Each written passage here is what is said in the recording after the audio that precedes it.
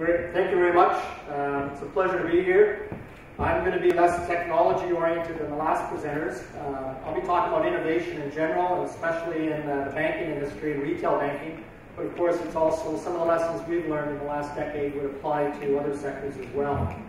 I spent the first 15 years of my career in Canada. It might surprise you to know I'm not Albanian.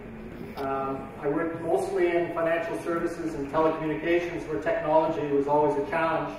Competitively, you had to embrace the latest technologies, bring them to market quickly in order to keep your competitive edge.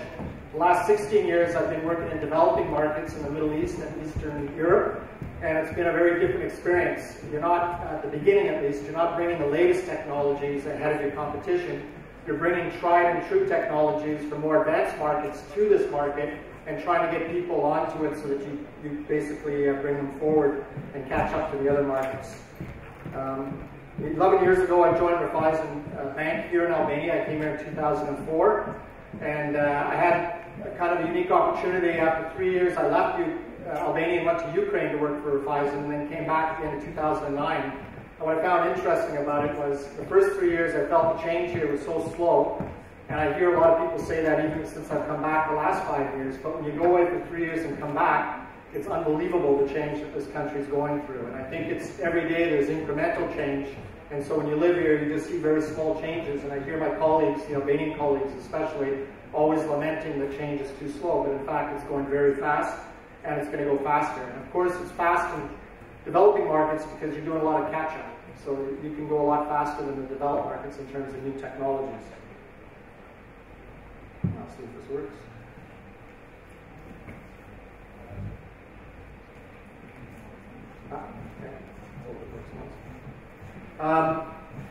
Raiffeisen bought the savings bank 11 years ago, beginning of 2004, and at the time they bought it, of course, it was quite an old-fashioned institution. It was a deposit bank.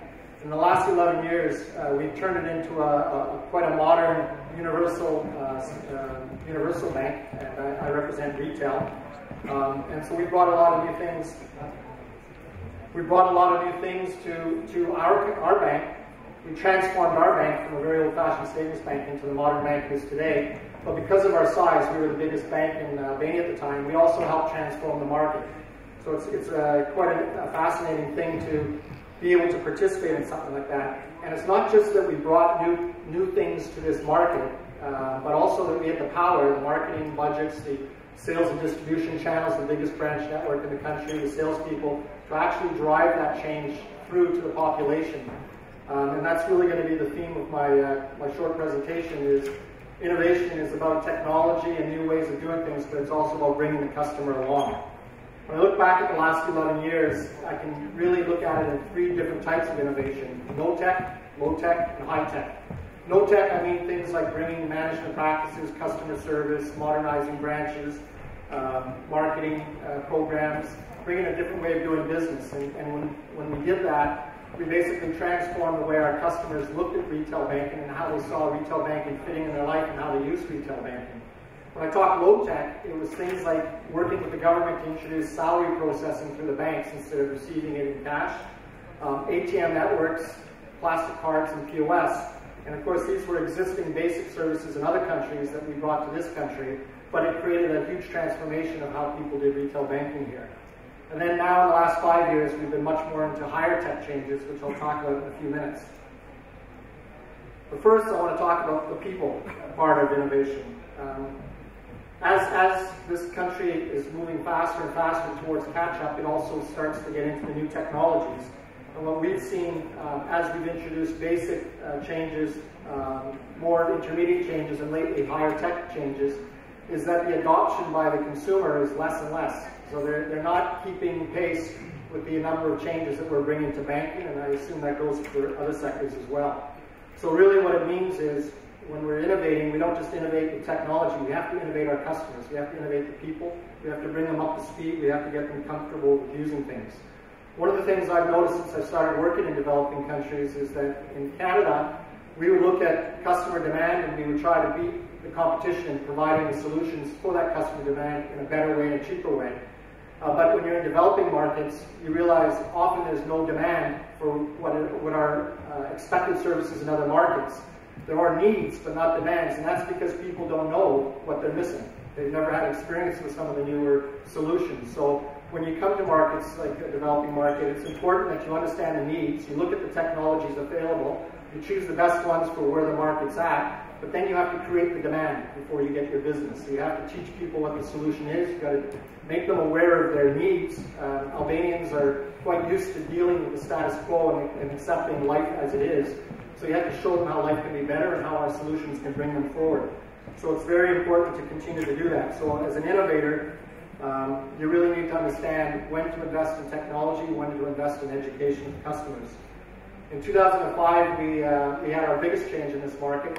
It was I guess, low tech. The government decided to pay all the employees through the banks, and they approached us at first. And it was an exciting opportunity for us. It was also a very scary thing to think of tens of thousands of people descending on our branches every salary day to collect their cash.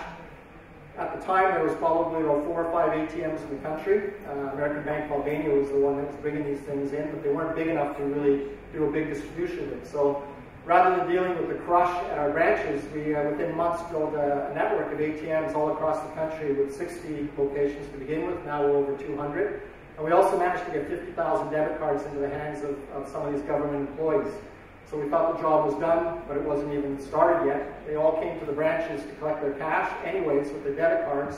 They even sent messages from the office with a bag full of cards asking for the cash so that you could bring it back to the office and pay them. So we had to create classrooms on the sidewalk. We hired people, we trained them, and they stood in front of the ATMs every salary day, and as the customers came towards the branch, intercepted them and taught them how to use ATMs. And as you see today, ATMs are a common fabric of banking in this country. So again, it just drove home the critical need of customer education versus just bringing more technology. The last 5 years, we've moved into more higher tech types of innovations. We started, of course, we caught up with internet banking in 2010, but we then moved to the mobile. And there's no question that Albania is leapfrogging internet and desktop access to the web and going right into mobile. And so we launched mobile banking in 2011. We did e-commerce in 2012, and we launched MPay with our partners at MPay plus another bank in 2013. There's two interesting observations here. One, logically, if you looked at customers in a developing market, you would have launched it the other way around. You would have taken MPay first, which has mass appeal and is the simplest service to use. You would have established a base of usage of M services, and then you would have moved them up to more sophisticated things like M-banking. But of course, we had to introduce it as the technology was available, and M-payments technology was not available when M-banking was. The second thing was that even though I say we have to educate customers, and we do, we've actually had pretty good success. The last 2 years, we didn't introduce any major new services, but we've gone back and started building our subscriptions. So we now have about 11% penetration of our customer base with mobile financial services, which by way of comparison, US is 32% and Canada is 22%. I'm a little liberal in what I call mobile financial services. I'm not talking only M-banking, I'm talking M-payment through M-pay. But really, to get this market into mobile banking, you have to start with a simple service like that. What we've seen, though, is that we've got the subscriptions, but the usage of it is very simple. It's a lot of balance inquiries, and they're just starting to get into paying their utilities, etc. So again, more education is needed for the consumer before we start investing in more technology.